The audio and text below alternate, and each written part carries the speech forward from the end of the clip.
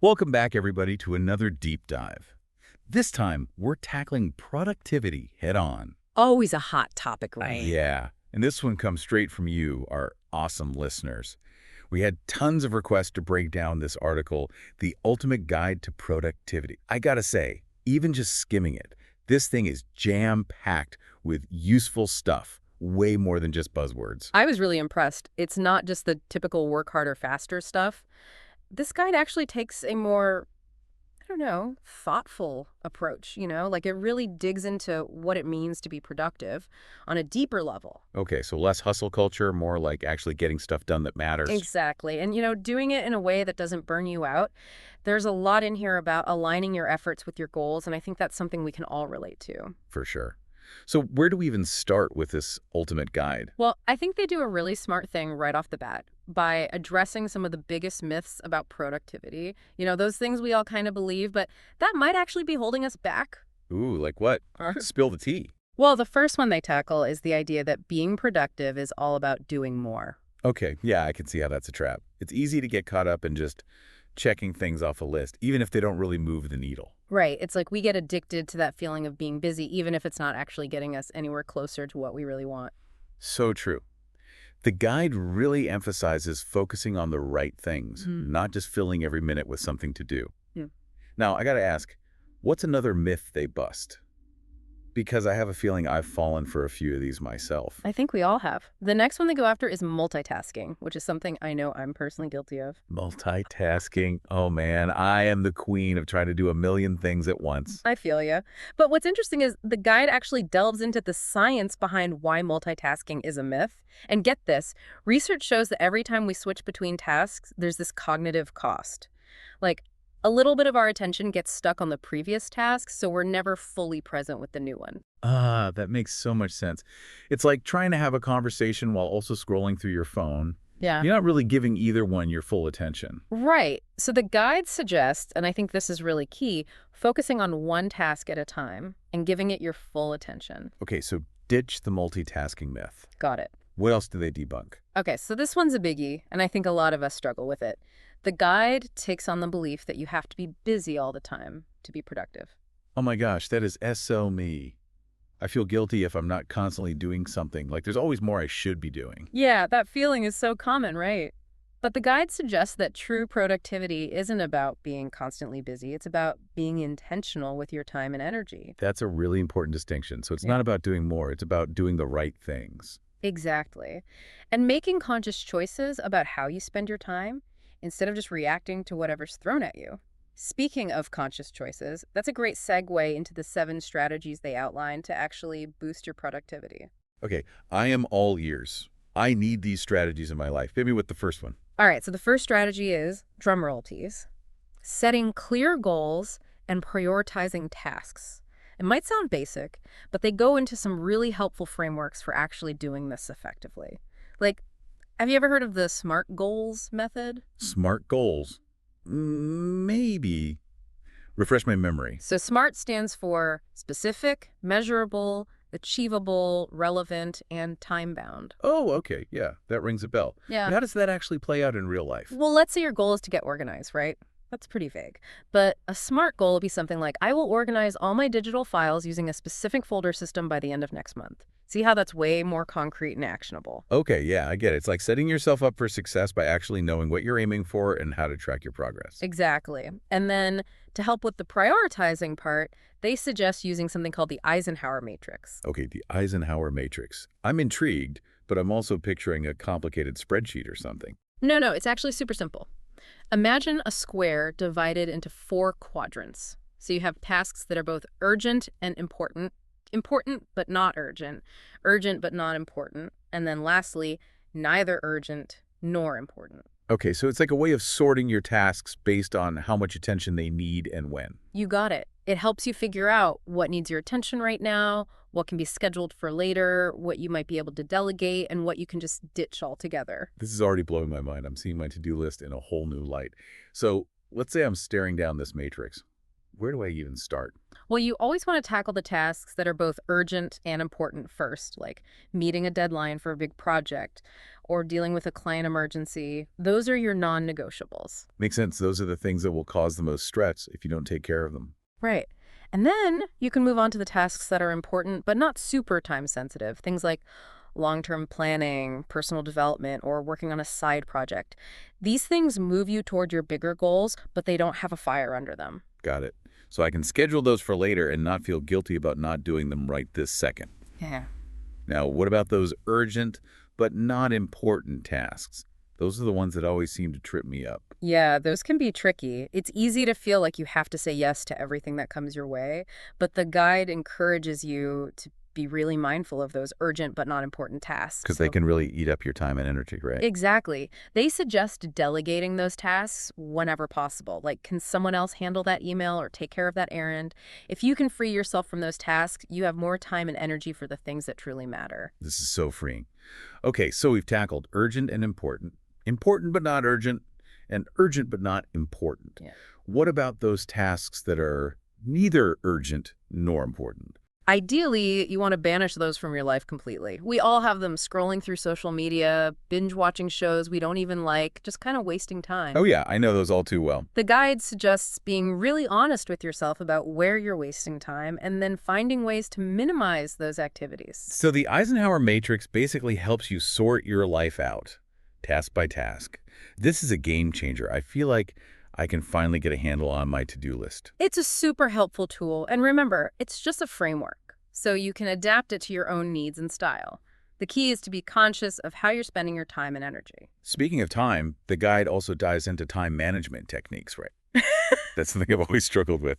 They do, and they have some really practical suggestions. Have you ever tried time blocking? Time blocking. Is that where you actually schedule blocks of time for specific tasks in your calendar? Exactly. So instead of just having a vague intention to work on that project sometime today, you actually block out a specific time slot in your calendar, like from 10 a.m. to 12 p.m., dedicated to that project. Okay, I can see how that would help with focus and prevent distractions. If it's in my calendar, it's like a commitment, right? Precisely. It helps you be more intentional with your time and avoid those situations where you suddenly realize the whole day has gone by and you haven't made any progress on that important project. Guilty as charged. What other time management techniques do they suggest? Another popular one is the Pomodoro technique. Ever heard of that? Vaguely. It has something to Okay. do with tomatoes, right? It does. The technique was actually named after those tomato-shaped kitchen timers. The idea is to work in focused bursts of 25 minutes, followed by a 5-minute break. And after you've completed 4 Pomodoros, you take a longer break of 15 to 20 minutes. Okay, so it's like a built-in system for staying on track and also giving yourself permission to rest and recharge. Exactly. The structured breaks are key because they help prevent burnout and actually improve your focus in the long run. This is all so helpful. I'm already feeling inspired to revamp my schedule and try out some of these techniques. Now, one thing I'm constantly battling is distractions. Like, my phone is basically an extension of my hand at this point. How does the guide address that? They dedicate a whole section to eliminating distractions, and they have some great tips. The first one, and this might sound obvious, is turning off notifications on your phone and computer. Yeah, that makes sense. It's Yeah. like those pings and alerts are designed to hijack our attention. Right. They're constantly pulling us out of our flow state, interrupting our train of thought, and making it harder to focus. So the guide suggests being really intentional about when you allow those notifications to come through. Like maybe set specific times to check email or social media instead of letting them interrupt you all day long. Exactly. Another tip they give is creating a dedicated workspace. I know this can be tricky if you're working from home, but having a specific place where you go to work, even if it's just a corner of your dining room table, can make a huge difference. It's like signaling to your brain that it's time to focus, right? Precisely. And it helps you minimize distractions because you're not surrounded by the temptations of your home environment. So turn off notifications, create a dedicated workspace. Any other tips for battling distractions? Oh, there are tons. But another one they highlight is breaking down large tasks into smaller chunks. Because often, We get distracted or procrastinate because we feel overwhelmed by the sheer size of a project. Okay, yeah, that happens to me all the time. If a project feels too big or complicated, I just avoid it altogether. I get it. But the guide offers some really helpful techniques for breaking those big projects down into smaller, more manageable steps.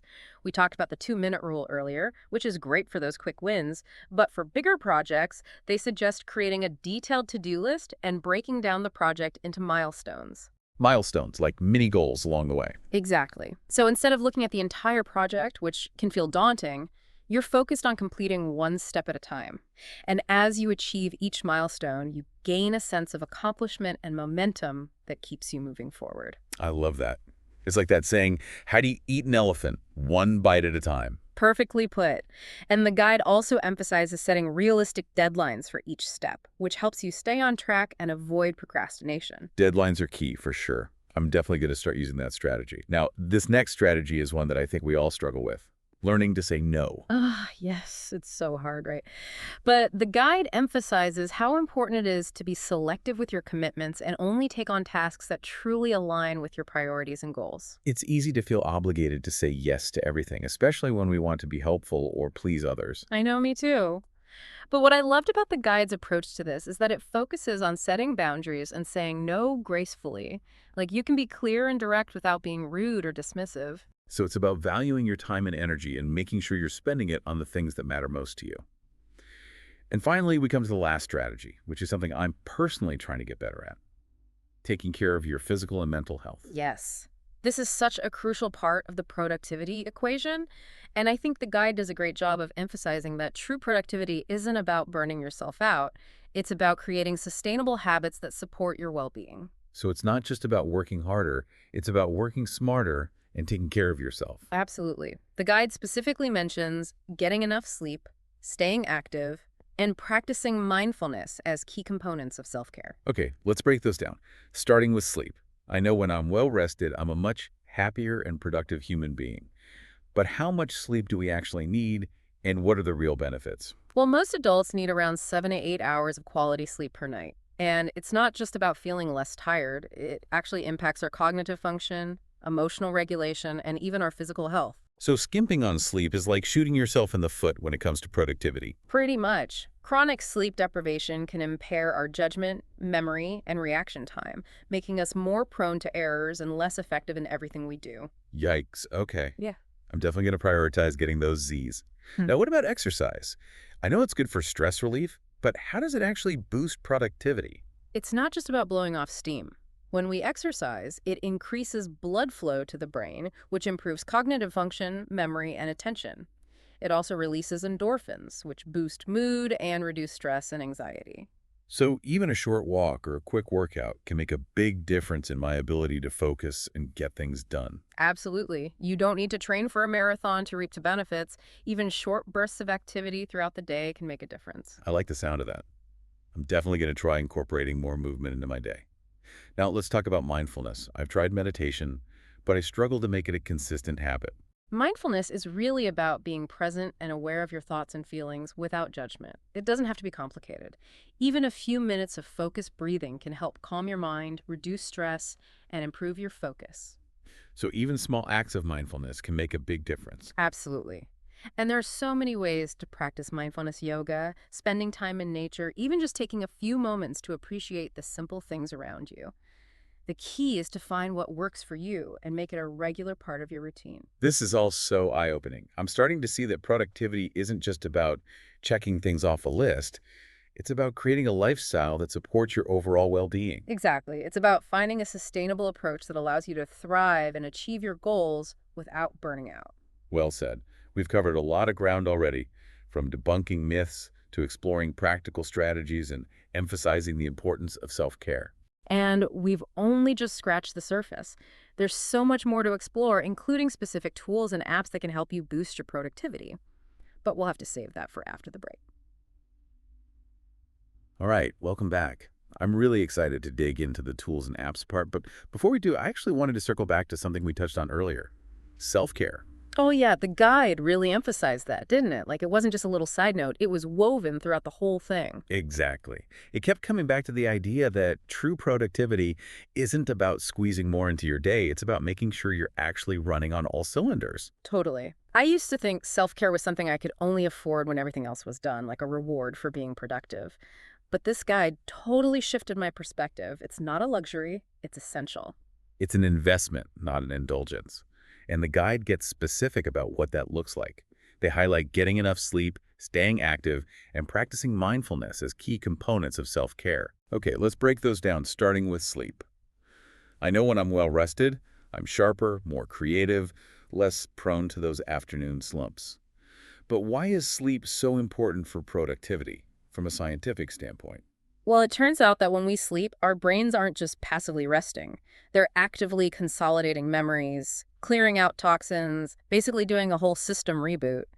This process is essential for everything: cognitive function, emotional regulation, even physical health. So skimping on sleep is basically like running your computer without ever shutting it down. Eventually, it's going to crash. Exactly. And the consequences are real. Chronic sleep deprivation can impair our judgment, memory, reaction time, making us more prone to errors and less effective in pretty much every area of life. Yikes. Okay, point taken. I'm going to prioritize getting those 7 to 8 hours of sleep.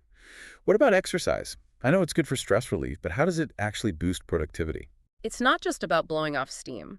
When we exercise, it increases blood flow to the brain, which improves cognitive function, memory, and attention.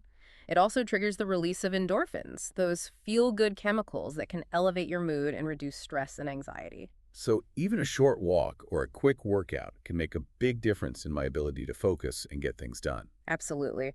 The guide even suggests incorporating little bursts of activity throughout the workday, things like taking the stairs, walking during your lunch break, or even just doing some stretches at your desk. Those are great tips. I'm definitely going to try to incorporate more movement into my day. Now let's talk about mindfulness. I've tried meditation, but I haven't quite cracked the code on making it a consistent habit. What's the secret? Well, I think it helps to remember that mindfulness isn't just about meditation. It's really about being present and aware of your thoughts and feelings without judgment. And it doesn't have to be complicated or time-consuming. Even just taking a few moments to focus on your breath can help calm your mind, reduce stress, and improve your focus. So even small acts of mindfulness can have a big impact. Absolutely. And there are so many ways to practice mindfulness yoga, spending time in nature, even just taking a few moments to appreciate the simple things around you. The key is to find what works for you and make it a regular part of your routine. Okay, so we've got sleep, exercise, and mindfulness as our self-care trifecta. Mm. Now, I want to loop back to those 7 strategies for boosting productivity that we discussed earlier. I think it would be helpful to dive a little deeper into a couple of them and see how we can actually apply them to our listeners' lives. What do you think? I love that. It's all about making this practical, right? Exactly. So let's start with the Eisenhower matrix, which we talked about earlier. It's that tool for prioritizing tasks based on urgency and importance. Yes. Such a powerful tool for gaining clarity and focus. I think it can be especially helpful for listeners who are feeling overwhelmed by a long to-do list or a complex project. Totally. So let's say a listener is feeling totally swamped by a big project at work. How could they use the Eisenhower matrix to break it down and make it feel more manageable? Okay, well, the first step would be to just brain dump everything related to that project onto a piece of paper or a digital doc. Get all those tasks out of your head, no matter how small. Just get it all out there. Right. Then start categorizing those tasks using the matrix. So you've got your urgent and important tasks, which need to be tackled first. These are the things that will have the biggest impact on the project's success and have a deadline looming. Okay, so those are the non-negotiables. What's next? Then you've got your tasks that are important but not urgent. These are things that contribute to the long-term goals of the project, but they don't need to be done right this second. So maybe it's research for a presentation, data analysis, outlining a proposal, things like that. Exactly. Yeah. And by scheduling those for later, the listener can free up some mental space and focus on those urgent and important tasks first. Got it. Now, what about those tasks that are urgent but not important? Those are the ones that always seem to trip me up. Yeah, those can be sneaky time suckers. Often these are things that other people want you to do, but that don't actually align with your goals or priorities. The guide encourages you to delegate those whenever possible. So if there's someone else on the team who can handle it, pass it off. Exactly. Free yourself up to focus on the tasks that truly matter. Okay, we've covered the first three quadrants of the matrix. What about those tasks that are neither urgent nor important? Ideally, you want to eliminate these completely. We all have them scrolling through social media, binge watching shows we don't even like, just kind of wasting time. Hmm. Tell me about it.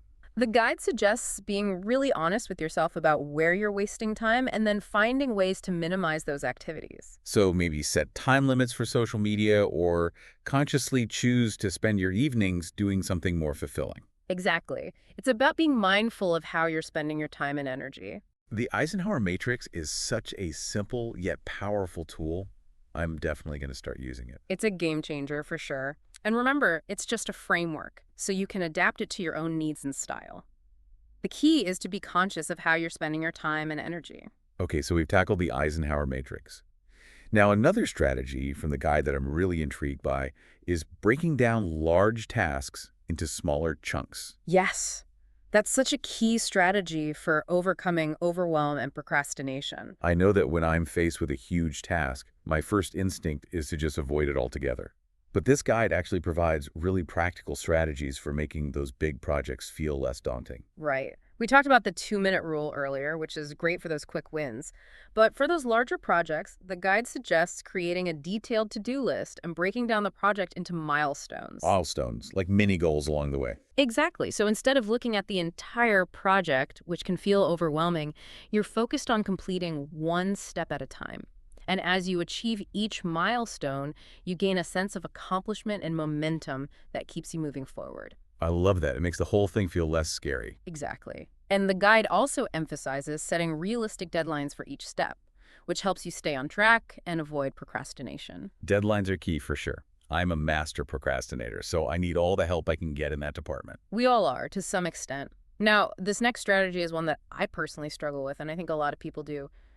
Learning to say no. Ugh, yes. It's so hard. But the guide emphasizes how important it is to be selective with your commitments and only take on tasks that truly align with your priorities and goals. It's about protecting your time and energy. And it's not about being rude or dismissive. The guide offers some great tips for setting boundaries and saying no gracefully. Like, you can acknowledge the request, express appreciation, but then firmly state that you're not able to take it on right now. Exactly. And maybe offer an alternative solution, if appropriate. Like, you could recommend someone else who might be a better fit, or suggest a different time frame that might work for you. So it's all about being clear, direct, and respectful of both your own time and the other person's. Right. And finally, we come to the last strategy, and this is one that I think we can all benefit from: taking care of your physical and mental health. Yes, the guide makes such a strong case for why self-care is not selfish.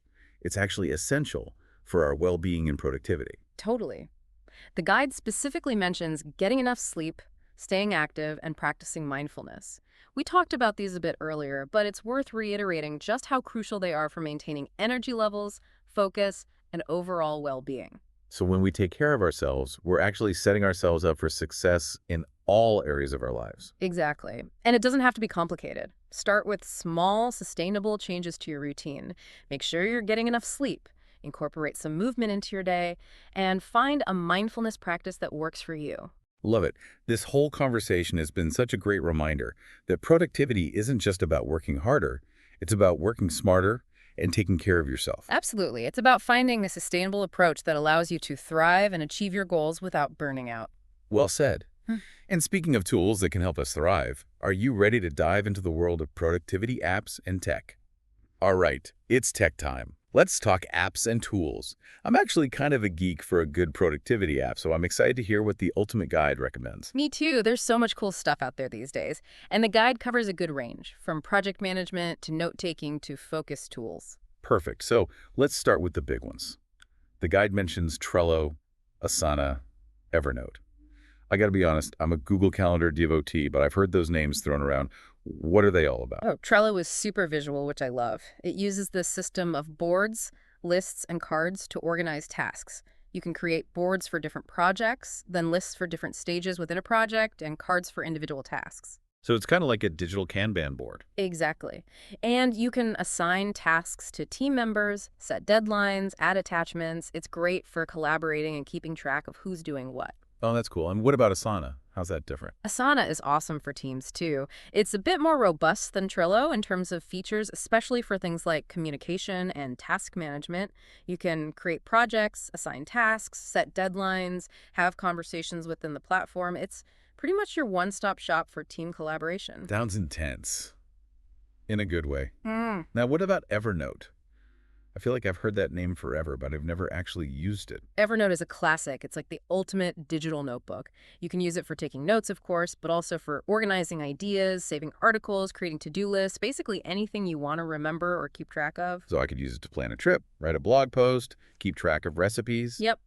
And the beauty of Evernote is that it syncs across all your devices, so you always have your notes with you no matter where you are. That's super handy. Okay, so we've got Trello for visual project management, Asana for team collaboration, and Evernote for capturing and organizing everything. What other cool tools are out there? Well, beyond those more general purpose apps, there are some really cool tools specifically designed to help with focus and blocking distractions. Like, have you heard of the Forest app? Forest app. Tell me more.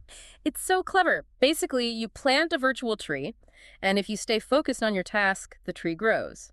But if you get distracted and start using your phone, the tree dies. Oh, that's genius. Such a sucker for gamification. It works, right? It's a visual reminder to stay on track, and it's surprisingly motivating. I gotta check that out. Are there other focus apps like that? Oh, yeah, tons. Another one the guide mentions is Freedom. It's a website and app blocker that lets you create these dedicated focus sessions. You can choose which sites and apps to block and for how long, and then it basically locks you out of those distractions. So no more accidentally falling down the social media rabbit hole when you're supposed to be working. Exactly. It's tough love for your productivity. I love it. Okay, so many amazing tools to explore. I'm feeling super inspired to up my productivity game. But I also want to acknowledge that technology can be a double-edged sword, you know? Mm-hmm. It can help us be more productive, but it can also be a huge distraction. So true. I think the key is to be intentional about how we use these tools. They should support our goals, not control us. Well said. It's about finding the right balance and making sure technology is working for us, not the other way around. Oh. So we've covered a lot of ground in this deep dive into productivity, from debunking myths and exploring practical strategies to emphasizing the importance of self-care and exploring all these amazing tools. I feel like I've learned so much. Me too. It's been such a fun and insightful conversation. And I hope our listeners feel equipped and inspired to take control of their productivity and create a more fulfilling and productive life. Before we sign off, I want to leave everyone with one final thought. Remember, productivity isn't about achieving some impossible level of perfection. It's about finding what works for you. It's about designing a life that aligns with your values and goals and finding joy in the journey, not just the destination. Perfectly said. Thanks for joining us on this deep dive into productivity. We hope you found it helpful. Until next time, stay curious, stay productive, and keep learning.